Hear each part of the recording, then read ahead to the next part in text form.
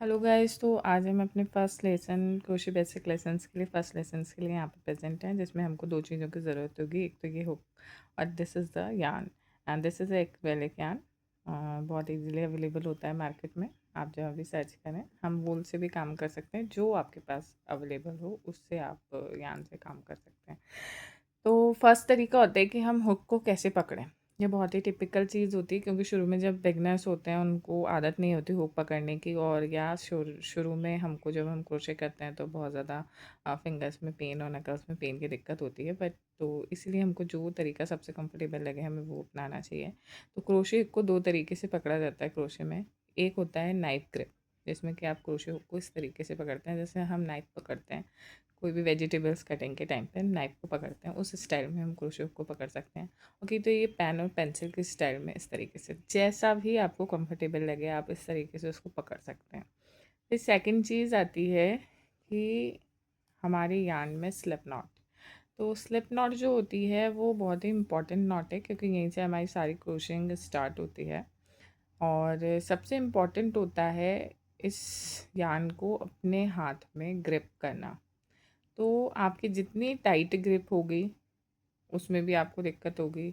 इसमें आप loose grip रखोगे तो भी आपको दिक्कत होगी। हाँ, बट अगर आप इस चीज़ में मीडियम रखते हो तो आपको बिल्कुल दिक्कत नहीं होगी। और इसमें होता है जैसे एक तरीका और स्लिप नॉट बनाने का, जिसमें कि हमने इसको यहाँ पे हमने ग्रिप ली, इसको पकड़ा, इसके बाद हमने इसको लिया, ये हमारे ज्ञान है। अब इसमें हमने इसको यूँ किया, इसको हमने यहाँ से पकड़ा, एंड नेक्स्ट हमने इसको आगे लिया। ऐसे करके हमने यहाँ से एक बार पुल ओवर उठाया, ये हमने गैप रख रखा है यहाँ पे, आप देखिए ये पुल ओवर उठाया, इसके अंदर से हमने निकाल दिया। फिर उसके बाद एक बार फिर से हमने यान को हुक पे लपेटा, और फिर उसके बाद हमने इस लूप के अंदर से इसको दोबारा निकाल दिया। और एक बार फिर हमने इसको यान को लपेटा, और एक बार फिर से हमने इस लूप के अंदर से यहाँ से निकाल दिया। और फिर उसके बाद हमने इसे छोड़ के यहाँ से नॉट टाइट कर दी। तो ये हमारी स्लिप नॉट बन के तैयार हो गई। ये एक बहुत कॉमन तरीका है, आप बहुत सारे क्रोशियर्स को इस तरीके से स्लिप नॉट बनाते देखेंगे। पर क्या होता है ना, समटाइम्स क्या होता है कि इतना ट्रिकी हो जाता है, ज्ञान को पकड़ना एंड ऑल सब बहुत कंफ्यूजिंग हो जाता है बिगिनर्स के लिए। तो मैं एक बहुत इजी तरीका यूज़ करती थी जब मैंने शुरू किया था। मुझे बहुत इजी लगता है, क्योंकि वो नॉटिंग के लिए बहुत ही कॉमन सा तरीका है जो हमने बचपन से भी देखा है। तो मैं एक ही तरीका यूज़ करती थी, तो मैं आपके साथ शेयर करना चाहूँगी। इसमें मैं ज्ञान को हम इस तरीके से होल्ड करेंगे, फिर उसके बाद हम उसको अपनी इंडेक्स फिंगर पे इस तरह से लपेटेंगे। फर्स्ट राउंड हमारा ऐसा होगा, और सेकंड राउंड हम ऐसे क्रॉस में लेकर इस तरीके से लपेट के इसको यहाँ फंसा लेंगे। फिर हम इस पीछे वाले लूप को इससे लेकर, और ये हम इसके आगे वाला लूप जो है हम इसको ऐसे पकड़ कर और ऐसे खींच लेंगे। तो ये हमारी स्लिप नॉट बन के तैयार हो गई। तो मुझे ये बहुत इजी लगता है, मुझे बिल्कुल कंफ्यूजिंग नहीं लगता है। तो मैं मोस्टली इसी तरीके से स्लिप नॉट बनाना पसंद करती हूँ। बाकी दोनों ही तरीके बहुत अच्छे हैं, आप चाहें तो किसी से भी सीख सकते हैं। और अगर आपको फ़र्स्ट टाइम में वो वाला तरीका नहीं समझ में आया हो तो मैं एक बार और आपको करके बता देती हूँ। और बाकी आप यहाँ पे यूट्यूब में आप उसको स्लो करके भी देख सकते हो कैसे बन रहा है। देखिए, आप हुक को इस तरीके से यान में फंसा लीजिए, फिर उसके बाद यान को ऐसे पकड़ लीजिए, और फिर ये आगे वाला हिस्सा उठा लीजिए। आगे वाला हिस्सा उठाने के बाद यहाँ से इन दोनों यान्स को इस तरीके से पकड़ लीजिए। इस तरह से पकड़ने के बाद क्या होगा, आपका ये जो हुक है इसमें ये यान फंसा हुआ है, और ये हमारा जो है ये थ्रेड, इस पे हमको क्या करना है, हमको इसे हुक पे ऐसे यूँ लपेटना है। फिर उसके बाद हमके इसको इस लूप के अंदर से निकाल देना है। तो ऐसा हम 3 बार करेंगे, एक बार और एक बार और इसके बाद फिर हम क्या करेंगे, यहाँ से ये जो हमने ये एक्स्ट्रा लूप पकड़ा है इसको छोड़ के हम सिर्फ ये वाला धागे को इस तरह से खींच लेंगे। तो ये हमारी स्लिप नॉट बन के तैयार हो गई। तो इस तरीके से भी हम स्लिप नॉट बना सकते हैं। तो दोनों ही तरीके मैंने आपको सिखा दिए हैं, आपको जो भी कंफर्टेबल लगे आप उसको स्लो तरीके से चला के आप सीख लीजिए। बाकी मैं एक बार और आपको अपना दूसरा ईजी वे वाला तरीका भी सिखा देती हूँ। ये दोनों ही तरीके मैंने आपको दो दो बार सिखा दिए हैं, तो आप इनको स्लो करके आगे भी सीख सकते हैं। इसमें हम इंडेक्स फिंगर पे इतना सा हम पार्ट यहाँ छोड़ के इंडेक्स फिंगर पे लेंगे और फिर उसके बाद फिर हम इसको ऐसे लपेटेंगे और सेकंड राउंड हम क्रॉस में लेके पीछे की साइड लेंगे और फिर हम आगे वाले राउंड को पीछे वाले राउंड के ऊपर लाके और ये पीछे वाला राउंड जो है इसको पकड़ के और इस तरह से खींच लेंगे। So this is our slip knot. हमारी स्लिप नॉट तैयार है और दोनों ही तरीके बहुत ईजी हैं, आपको जो भी कंफर्टेबल लगे आप सीख सकते हैं। अब बारी आती है हमारी सबसे बेसिक स्टिच की, जिसके बिना क्रोशे एकदम अधूरा है। क्रोशे का मेन बेस जो होता है वो होती हैं चेन स्टिच।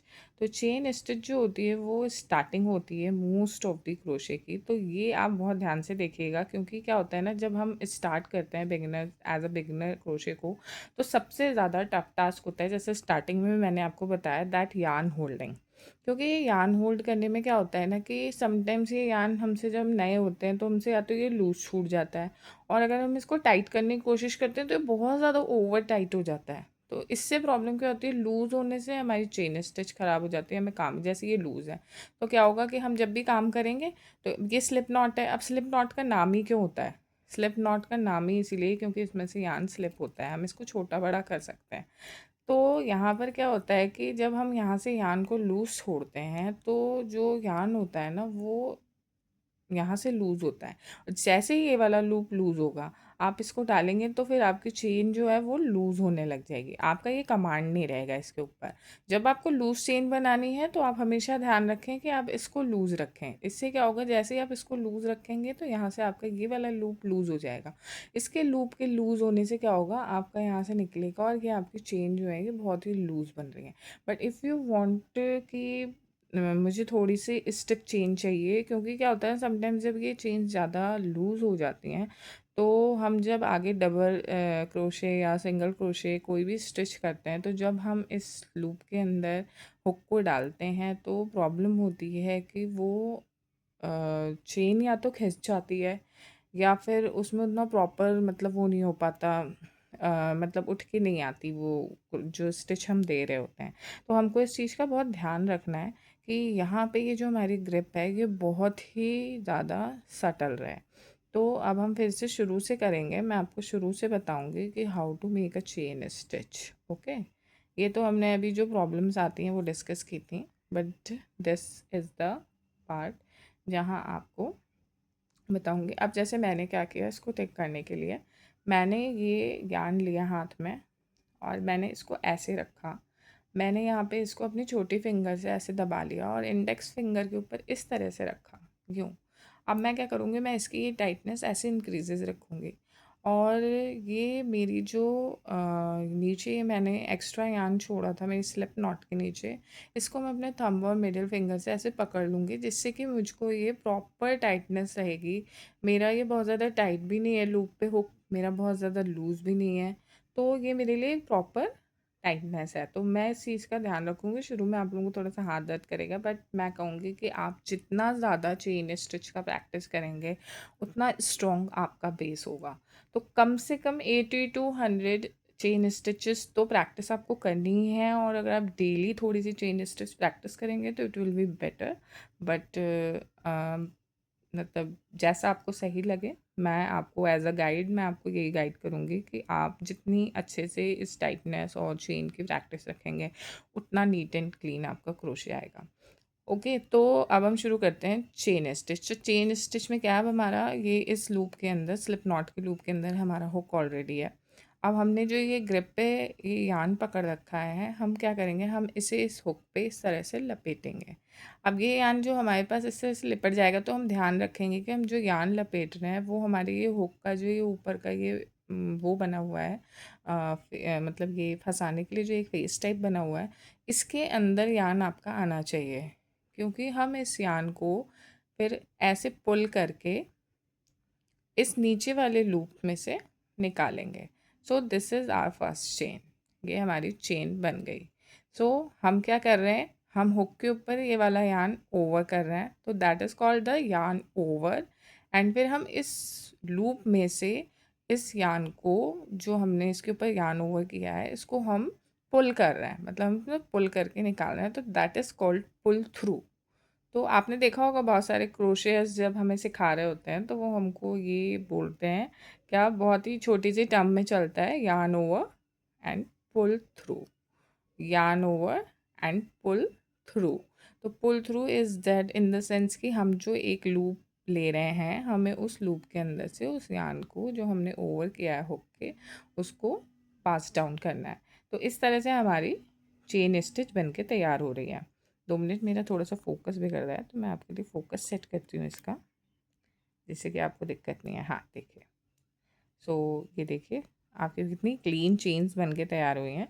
तो इट्स ऑल अबाउट कि आप वो रखें कि आपका जो ज्ञान की टाइटनेस है उसका आप बहुत ही मतलब ज़्यादा ध्यान रखें, और ये आपको प्रैक्टिस से ही आएगा।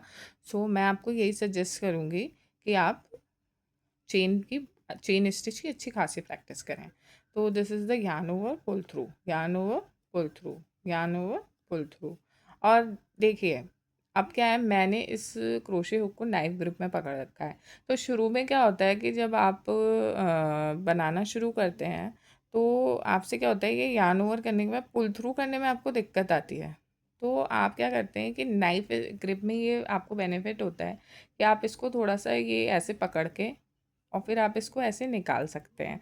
तो ये आपको एक सपोर्ट मिल जाता है, बट मैं सजेस्ट करूँगी कि आप इस आदत को ज़्यादा डेवलप नहीं करें। मैंने शुरू में किया था तो मेरे को, जब मैं बहुत ज़्यादा काम करती हूँ तो मेरे को इस स्किन थंब के और दिस इंडेक्स फिंगर की यहाँ पे ना थोड़ा सा मुझे जलन सी हो जाती है। तो मैं कहूँगी आपको कि आप ये कोशिश करें कि आप वो ज़्यादा ना करें, बट अगर आपको दिक्कत आए तो आप ऐसे करके उसको निकाल सकते हैं। तो this is the yarn over and pull through, yarn over and pull through, ठीक है ना। तो ऐसे करके अब क्या हुआ, अब हमारे पास इतनी चेन बन के तैयार हो चुके हैं, अब हमारे पास इतनी चेन बन के तैयार हो चुकी हैं। तो अब हम आपको सिखाएंगे कि सिंगल क्रोशे हम इस चेन स्टिच के ऊपर कैसे करते हैं। सबसे पहली चीज़ तो क्या होती है कि जब हम सिंगल क्रोशे करते हैं, अब हमने इतनी सारी चेन्स बना ली हैं, ठीक है। अब अगर हम कहें कि हमें सिंगल क्रोशे करना है तो ये हमेशा स्पेसिफिक होता है हम कि इस फर्स्ट चेन में जो हमारी, ये जो लास्ट चेन होती है जो हमारे हुक के पास होती है, ये चेन हमेशा हमारी जो होती है वो स्किप होती है। क्यों? क्योंकि अगर हम इस हुक में डाल के कोई सी भी स्टिच करने की कोशिश करेंगे तो ये खुल जाएगी, क्योंकि हमारा जो लूप इस समय जो हमारा क्रोशे हुक के ऊपर है वो इसी चेन से निकल रहा है। तो हम हमेशा इस चेन को स्किप करके ही काम करेंगे।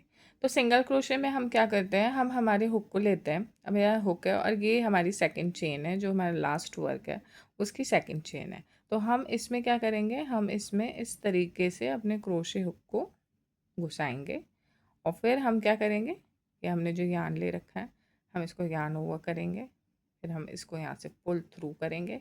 अब आप क्या देख रहे हैं, अब हमारे पास हमारे क्रोशे के ऊपर 2 लूप्स हैं, हमारे क्रोशे के ऊपर 2 लूप्स हैं। अब हमें क्या करना है, हमें फिर से इस क्रोशे हुक के ऊपर इस यार्न को ओवर करना है, तो यार्न ओवर और फिर pull through with both loops. हमने क्या किया, जो 2 लूप्स हमारे क्रोशे हुक के ऊपर थे वो हमने दोनों के अंदर से यार्न को पुल थ्रू कर दिया, और हमारे क्रोशे हुक पे फिर से एक लूप आ गया, और ये हमारा एक सिंगल क्रोशे बन के तैयार हो गया। अब ऐसे ही हम क्या करेंगे, हम नेक्स्ट स्टिच में फिर से करेंगे। हम क्या कर रहे हैं, ये हमारी नेक्स्ट चेन स्टिच है, इसमें हम क्या कर रहे हैं, हम इस तरीके से क्रोशे हुक ले रहे हैं, इसका आगे का हिस्सा ऐसे करके हम इस चेन के अंदर इसको घुसा रहे हैं। फिर इसको घुसाने के बाद हम क्या कर रहे हैं, यहाँ से यार्न ले रहे हैं, फिर हम इस लूप में से जिसमें हमने घुसाया है उससे इस यार्न को निकाल रहे हैं।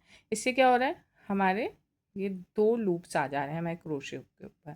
अब इन 2 लूप्स के आने के बाद हम क्या करेंगे, हम फिर से करेंगे यार्न ओवर, फिर उसके बाद पुल थ्रू। ये दोनों लूप्स में से हम एक साथ निकाल देंगे। तो this is our single crochet. तो ये हमारी सिंगल क्रोशे है। तो जब हम बेसिक स्टिच की प्रैक्टिस शुरू करते हैं तो मैं आपको यही सजेस्ट करूँगी कि चेन की प्रैक्टिस बहुत अच्छे से करिए, जिससे कि आपकी जब इतनी फाइन चेन्स आने लग जाएं तभी आप आगे सिंगल क्रोशे की प्रैक्टिस करें, आपके लिए बेटर होगा।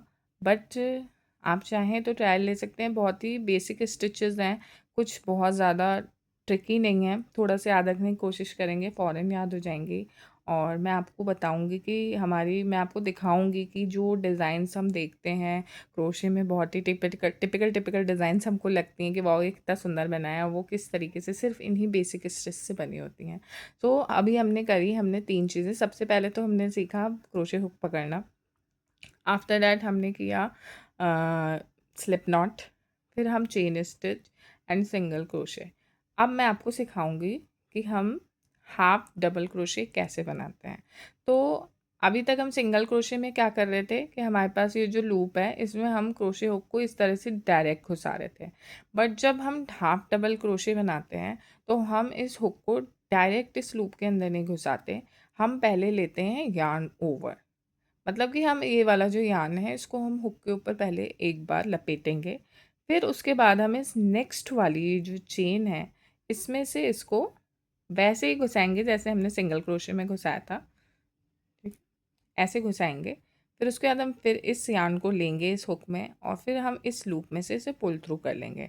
तो यार्न को लपेट के इसके अंदर डालने से क्या हुआ, सिंगल क्रोशे में हमारे पास 2 लूप आ रहा था हमारे क्रोशे हुक के ऊपर, जबकि हाफ डबल क्रोशे में जब हमने यार्न को पहले लपेट के और फिर इसमें से चेन स्टिच में से निकाल के यार्न का एक लूप लिया तो हमारे पास 3 लूप्स आ रहे हैं। अब हम क्या करेंगे इसके लिए, हम इसको इस पे फिर से लपेटेंगे और उसके बाद फिर हम इसको तीनों में से एक साथ बाहर निकाल देंगे। तो अब ये हमारा बना हाफ डबल क्रोशे। क्यों? क्योंकि हमने 3 लूप्स लिए और तीनों को एक साथ निकाल दिया। तो अब हम फिर से एक बार आपको हाफ डबल क्रोशे करके दिखाएंगे। क्या करते हैं हम, सिंगल क्रोशे में हम क्या कर रहे थे, हम डायरेक्ट इस हुक को इस चेन के अंदर घुसा रहे थे, जबकि हाफ डबल क्रोशे में हम क्या कर रहे हैं कि हम पहले क्रोशे हुक के ऊपर एक बार यार्न को लपेट रहे हैं, फिर उसके बाद हम नेक्स्ट चेन स्टिच में जा रहे हैं, फिर उसके बाद हम इसमें से इसको पुल करके उस यार्न को वापस से इसमें से पुल थ्रू कर रहे हैं। इससे हमारे हुक के ऊपर 3 लूप्स आ रहे हैं और इन तीनों लूप्स में से हम एक बार फिर से हुक पे यार्न लपेट करके और तीनों हुक्स में से एक साथ उस यार्न को पुल थ्रू कर रहे हैं। तो इस तरीके से हमारा बन रहा है ये हाफ डबल क्रोशे। तो आप ध्यान से देखिएगा, ये शुरू के 2 हमारे सिंगल क्रोशे हैं और ये हाफ डबल क्रोशे हैं। तो हाफ डबल क्रोशे में क्या होता है, क्योंकि हम यहाँ 3 लूप पास कर रहे हैं तो इसकी हाइट थोड़ी सी सिंगल क्रोशे से ज़्यादा होती है। तो अगर आपको कहीं पे ये लगता है कि आपको चीज़ को चौड़ा करना है या मतलब लाइक जैसे जैसे आप करते जाएंगे आपको खुद समझ में आने लग जाएगा कि आपको कैसे चूज़ करना है। तो हमको जब कहीं हाइट बढ़ानी होती है या कुछ ऐसे डिज़ाइंस भी होते हैं जो हम प्रॉपरली एकदम हाफ डबल क्रोशेस बना सकते हैं, क्योंकि ये बहुत ही सुंदर लगता है। तो जहाँ हमें थोड़ी सी हाइट चाहिए होती है वहाँ पे हम हाफ डबल क्रोशे यूज़ करते हैं। ठीक है, तो ये हो गया हमारा single crochet, half double crochet. अब हाफ डबल क्रोशे में से हम इसको हाफ डबल क्रोशे क्यों कहते हैं, क्यों, क्योंकि this is just a half of a double crochet. मतलब डबल क्रोशे जो है वो कहीं ना कहीं हमारे हाफ डबल क्रोशे में से ही निकलने वाली स्टिच है। दैट्स वाई दोनों के नाम इतने क्लोज हैं। सिंगल क्रोशे में हम क्या कर रहे थे, हम खाली बस एक बार यार्न ओवर करके और पुल थ्रू कर रहे थे।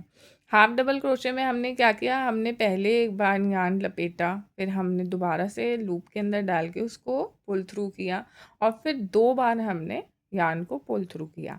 अब हम देखते हैं हम डबल क्रोशे में क्या करते हैं। हम डबल क्रोशे में as it is half double crochet जैसे हम करते हैं, पहले हम हुक के ऊपर यार्न लपेटेंगे एंड आफ्टर दैट हम उसे नेक्स्ट चेन स्टिच में इस तरीके से डालेंगे और फिर हम यहाँ से पीछे से यार्न लेके पुल थ्रू करेंगे और हमारे पास बिल्कुल हाफ डबल क्रोशे की तरह ये 3 लूप हमारे क्रोशे हुक पर आए। ये बिल्कुल हाफ डबल क्रोशे की कॉपी हो रही है, यहाँ तक हमें बिल्कुल भी कुछ डिफरेंस करने की ज़रूरत नहीं है। सेम चल रहा है हाफ डबल क्रोशे जैसे डबल क्रोशे। बस हम अंतर कहाँ कर रहे हैं, हम यहाँ पर जो हम उसमें कर रहे थे कि हम एक बार में ये यार्न हम ओवर करके और एक बार में तीनों लूप से निकाल दे रहे थे। डबल क्रोशे में हम इस यार्न को एक बार में तीनों लूप से नहीं निकालेंगे। हम ये यार्न को पहले जो हमने लपेटा है इसको हम आगे के इन 2 लूप्स में से निकालेंगे। ये अब हमारे पास उसके ऊपर फिर से 2 लूप्स बचे हुए हैं, तो हम क्या करेंगे, फिर से हम यार्न को लपेटेंगे और बाकी के इन दोनों लूप्स में से निकाल देंगे। सो this is the double crochet. आप देख रहे हैं कि इसके हाफ डबल क्रोशे से भी हाइट ज़्यादा है और इसे डबल क्रोशे कहा ही इसीलिए जाता है क्योंकि हम यहाँ पे 2 बार यार्न ओवर और पुल थ्रू कर रहे हैं। वहाँ हाफ डबल क्रोशे में हम क्या कर रहे थे, हम एक बार में तीनों लूप से निकाल दे रहे थे और डबल क्रोशे में हम क्या कर रहे हैं, हम 2-2 लूप करके 2 बार में निकाल रहे हैं। तो हम एक बार फिर से देखेंगे, हमने यार्न लपेटा, फिर हम नेक्स्ट स्टिच पे गए, हमने इसको इस तरीके से घुसाया चेन के अंदर, फिर हमने यार्न को पुल किया, फिर हमारे हुक के ऊपर 3 लूप्स आ गए, फिर हमने क्या किया, हमने यार्न ओवर किया, फिर हमने पुल थ्रू किया आगे के 2 लूप्स से ओनली, हमने अपने हुक के ऊपर 2 लूप्स छोड़ दिए, फिर हमने वापस से यार्न ओवर किया और फिर उसके बाद हमने दोबारा से पुल थ्रू किया। तो this is your completed half double crochet. अब जैसे क्या है, हमेशा ये इसको टाइटनेस से देखो क्या होता है। अब जैसे मैंने इस समय ज़्यादा टाइट कर दिया था इस यार्न को, तो हमको क्या प्रॉब्लम हुई, हमारी ये नीचे की जो चेन है ये खिंच गई। यही अगर हम थोड़ा सा लाइट हैंड से थोड़ा सा बैलेंस होके करते हैं तो ये चीज़ नहीं होती। देखिए मैं आपको करके दिखाती हूँ।